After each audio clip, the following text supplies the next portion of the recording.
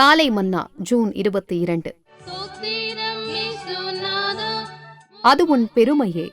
நாம் பாவிகளாயிருக்கையில் கிறிஸ்து நமக்காக மரித்ததினாலேயே தேவன் நம்மேல் வைத்த தமது அன்பை விளங்க பண்ணுகிறார். ரோமர் 5:8. நாம் எத்தகைய பயங்கரமான பாவிகளாயிருந்தோம் என்பதையும் நம்மை நரக குழியிலிருந்து தப்புவிக்கும்படி தேவன் நம் பேரில் எவ்வளவு தெளிவான அன்பையும் இரக்கத்தையும் காண்பித்தார் என்பதையும் நாம் பெரும்பாலும் உணருவதில்லை. ஒரு சமயம் ஒரு தேவ ஊழியர் ஒரு தரிசனம் கண்டார். அதில் கர்த்தராகிய இயேசு சிலுவையில் அறையப்பட்டுக் கொண்டிருந்தார். ஒரு மனிதன் ஒரு பெரிய சுத்தியலை கொண்டு அவரது மென்மையான கரங்களில் தாங்கொண்ணா வேதனை உண்டாகும்படி ஆணிகளை அறைந்து கொண்டிருந்தான். அந்த சுத்தியலின் மீது பெருமை என்னும் வார்த்தை எழுதப்பட்டிருந்தது. அந்த பொல்லாத மனிதன் தன் சுத்தியலை கொண்டு பலமாக அவரது கையில் ஆணியடித்துக் கொண்டிருந்த போது கர்த்தராகிய இயேசு மென்மையான குரலில் அவனிடம், என் பிள்ளையே, இன்னும் நான் உன்னை நேசிக்கிறேன் என்று கூறினார். அந்த மனிதனோ அதை கேட்கக்கூடாத செவிடனைப் போல தொடர்ந்து தன் சுத்தியலை கொண்டு அறைந்து கொண்டே இருந்தான். ஒவ்வொரு முறை அவன் அறையும் போதும் அச்சிலுவை அதிர்ந்து ஆண்டவருடைய வேதனையை மென்மேலும் அதிகரிக்க செய்தது. ஆனால் கர்த்தராகிய இயேசுவோ தொடர்ந்து, என் மகனே, நான் இன்னும் உன்னை நேசிக்கிறேன் என்று தயவான குரலில் கூறிக்கொண்டே இருந்தார். இதைக் கண்ட அத்தேவ ஊழியர், இந்த மனிதன் எத்தகைய பயங்கரமான பொல்லாத பாவியாயிருக்க வேண்டுமென்று தனக்குள் சிந்தித்தார். அவர் கர்த்தராகிய இயேசுவண்டை சற்று நெருங்கி வந்து உற்று கவனித்தபோது தானே அந்த பொல்லாத மனிதன் என்பதையும் ஆண்டவராகிய இயேசுவை சிலுவையில் அறைந்த அந்த பெருமையின் சுத்தியல் தன்னுடைய ஆவியே என்பதையும் கண்டு மிகவும் அதிர்ச்சியடைந்தார்.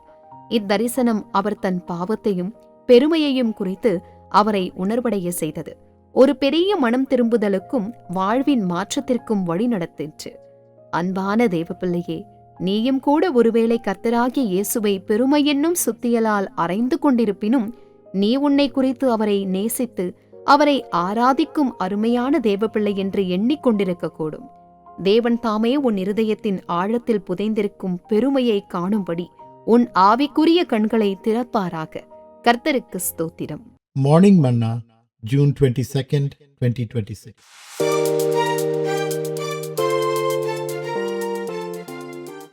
It's your pride.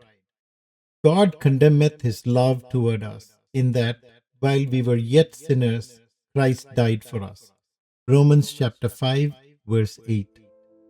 Often we forget what terrible sinners we were and what great love and mercy the Lord showed us in rescuing us from the pit of hell.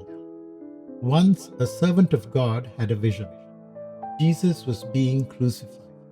A man was driving nails into the tender hands of the Lord with a big hammer, giving the Lord excruciating pain. On that hammer was the word pride. As the wicked man was hitting hard with his hammer, Jesus kept gently saying, "My child, I love you."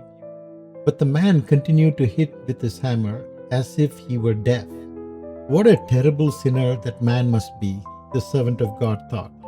Then he looked a little closely, and to his great shock, he saw that the man was none other than himself. The vision clearly convicted him of his pride and led him to a great repentance and change of life. Dear child of God, perhaps you too are nailing Jesus with the hammer of pride, and yet thinking you are a precious child of God who loves and worships God. May the Lord open your spiritual eyes to see the deep pride in your heart.